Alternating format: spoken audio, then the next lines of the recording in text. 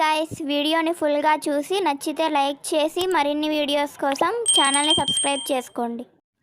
ఆదిత్య, రేపు సాయంత్రం మన ఫ్రెండ్స్ అందరూ కలిసి పక్కనే ఉన్న అడవికి వెళ్దాం అనుకుంటున్నాం. ఎందుకురా? అడవికి ఎందుకు? ఏమైనా ప్లాన్ చేశారా ఏంటి? ప్లాన్ ఏం లేదురా, నార్మల్గానే మన గ్యాంగ్ అంతా ఒక నైట్ అడవిలో స్టే చేద్దాం అనుకున్నాం కదా, అందుకే వెళ్దాం అనుకుంటున్నాం. నువ్వు కూడా రా. సరేరా, నేను కూడా వస్తాను. ఇక్కడ నుంచి ఎన్ని కిలోమీటర్స్ ఉంటుంది? 70 కిలోమీటర్స్ ఉంటుందిరా. సరేరా, నా కార్ తీసుకొస్తాను, పెట్రోల్ మాత్రం మీరే పెట్టుకోవాలి. సరేరా, నీ కార్ తీసుకోనరా, నీ కార్లో వెళ్ళిపోదాం. సరేరా, రేపు సాయంత్రం కార్ తీసుకొని అరుణ్ వాళ్ళ ఇంటికి వచ్చేసాయి, మన వాళ్ళంతా అక్కడే ఉంటారు. సరేరా, నేను వచ్చి పిక్ చేసుకుంటాను అని వినయ్, ఆదిత్య ఇద్దరు మాట్లాడుకుంటూ ఉంటారు. వాళ్ళు అనుకున్నట్టుగానే ఆదిత్య తర్వాతి రోజు సాయంత్రం అరుణ్ వాళ్ళ ఇంటికి వెళ్తాడు. అక్కడి నుంచి వినయ్, ఆదిత్య, అరుణ్ వాళ్ళ ఫ్రెండ్స్ గ్యాంగ్ అంతా అడవికి బయలుదేరతారు. వాళ్ళంతా అడవికి చేరుకుంటారు. అడవి అంతా చీకటి మరియు నిశ్శబ్దంతో అలుముకొని ఉంటుంది. అలా చంద్రుని వెలుగు కొంచెం కొంచెం పడుతూ ఉంటుంది. ఆ చంద్రుని వెలుగులో అరుణ్ వాళ్ళ బ్యాచ్ అందరూ కలిసి నిదానంగా నడుస్తూ అడుగులు వేస్తూ ఉంటారు. రే వినయ్, ఏంట్రా ఇక్కడంతా ఇంత చీకటిగా ఉంది అని ఆదిత్య వినయ్తో అంటాడు. అప్పుడు వినయ్, ఇదంతా అడవి కదరా, అలాగే ఉంటుంది. మనం లైట్స్ తెచ్చుకున్నాంగా, వేస్తే ఏం ఉండదులే అని అంటాడు. అప్పుడు ఆదిత్య, ఏమోరా, నాకు చాలా భయంగా ఉంది. ఇంత రాత్రిలో మనం ఇక్కడ ఎందుకు, వెళ్ళిపోదాం పదండ్రా అని అంటాడు. రే ఏంట్రా నువ్వు ఫస్ట్ టైం వస్తే చిన్నపిల్లోళ్ళలాగా వెళ్ళిపోదాం అని అంటావు? ఎందుకు అలా భయపడుతున్నావు? మనం వచ్చిందే ఇప్పుడు కదా అని వినయ్ అంటాడు. వినయ్ అలా మాట్లాడడంతో ఆదిత్య కూడా ఇంకా చేసేది ఏమీ లేక వాళ్ళతోనే అక్కడే ఉంటాడు. వాళ్ళంతా అక్కడే టెంట్ వేసుకొని వాళ్ళు తెచ్చుకున్న లైట్స్ కూడా ఆన్ చేసుకొని కూర్చుంటారు. వాళ్ళు నైట్కి తెచ్చుకున్న ఫుడ్ తింటూ ఉంటారు, సాంగ్స్ వింటూ ఎంజాయ్ చేస్తూ ఉంటారు. కొంచెం సేపటి తరువాత అరుణ్ వాళ్ళతో ఇలా అంటాడు. రే, ఒక సెల్ఫీ తీసుకుందాం రండిరా అని అంటాడు. వాళ్ళు అందరూ ఒక దగ్గర ఉండి సెల్ఫీ తీసుకుంటారు. తరువాత అందరూ ఎవరి టెంట్స్లోకి వాళ్ళు వెళ్ళి నిద్రపోతారు. కొంచెం సేపటి తరువాత అరుణ్కి ఎవరో వాళ్ళ టెంట్ వెనుక నుంచి వెళ్ళినట్లుగా సౌండ్ వినిపిస్తూ ఉంటుంది. అరుణ్ ఎవరో చూద్దామని బయటకు నడుచుకుంటూ వెళ్తాడు. కానీ అక్కడెవరూ కనిపించకపోవడంతో మళ్ళీ వచ్చి టెంట్లోనే పడుకుంటాడు. టెంట్లోకి వచ్చి పడుకున్న అరుణ్కి ఆదిత్య పిలుస్తున్నట్లు వినిపిస్తూ ఉంటుంది. అరుణ్, రే అరుణ్, బయటకి రారా, వినయ్ కనిపించట్లేదు. రే అరుణ్. లేచి చూస్తే అక్కడ అరుణ్కి ఎవరూ కనిపించరు.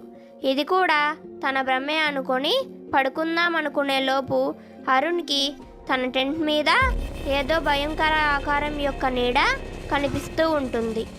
దాన్ని చూసి అరుణ్ చాలా భయపడిపోతాడు. బయటకి వస్తే ఆ ఆకారం చంపేస్తుంది అని బయటకి రాకుండా లోపలే ఉండిపోతాడు. అరుద్దామన్నా కూడా ఆ ఆకారం ఎక్కడ లోపలికి వచ్చేస్తుందేమో అని నోరును పట్టి అలాగే కూర్చొని ఉంటాడు. కొంచెం సేపటి తరువాత ఆ భయంకర ఆకారం యొక్క నీడ అరుణ్కి కనిపించదు. దాన్ని చూసి అరుణ్ తొందరగా పరిగెత్తుకుంటూ బయటకు వచ్చేస్తాడు. అరుణ్ వినయ్, ఆదిత్యాన్ని పిలవడానికి వాళ్ళ టెంట్ దగ్గరికి పరిగెత్తుకొని వెళ్తాడు. కానీ అక్కడికి వెళ్ళి చూస్తే అక్కడ ఆదిత్య, వినయ్ ఇద్దరూ కనిపించరు. మిగిలిన ఫ్రెండ్స్ కూడా ఎవరూ కనిపించకపోవడంతో అరుణ్ చాలా భయపడతాడు. వాళ్ళని వెతుక్కుంటూ అడవిలోకి పరిగెడతాడు.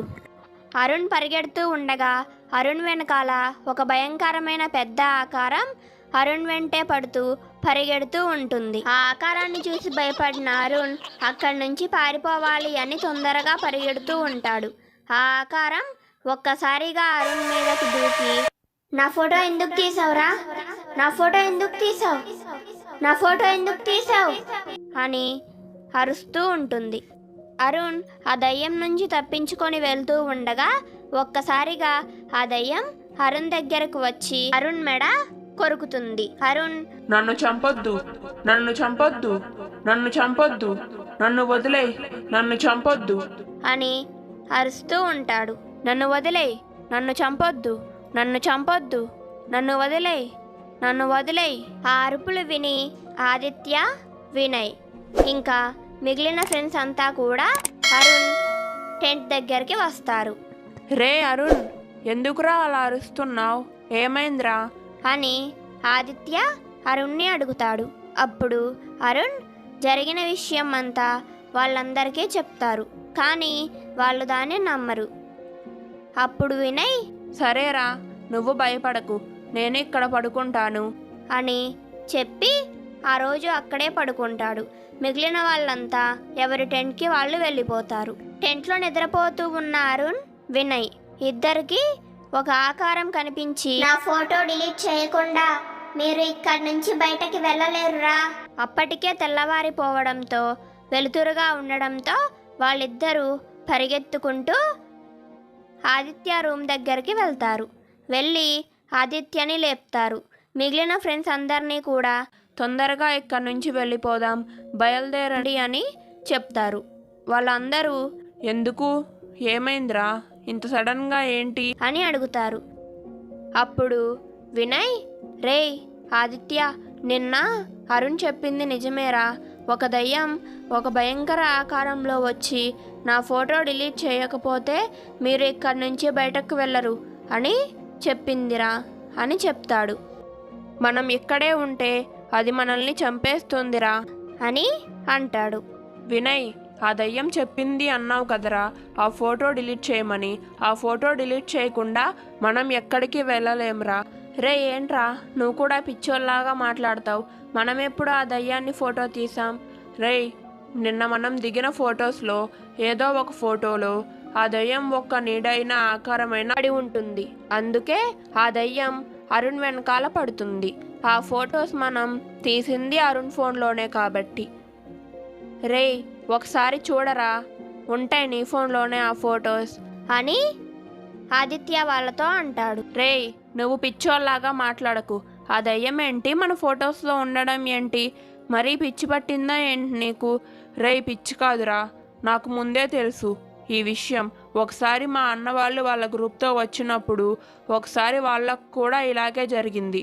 మీరు ఫారెస్ట్కి వెళ్దాం అన్నప్పుడు నాకు ఈ విషయం గుర్తు రాలేదు. కానీ ఈ ఫారెస్ట్ని చూసిన తరువాతే అన్న చెప్పిన విషయం గుర్తుకొచ్చింది. మీకు చెప్తే ఎలాగో నమ్మరు, అందుకే నేను మీకు ఆ విషయం చెప్పలేదు.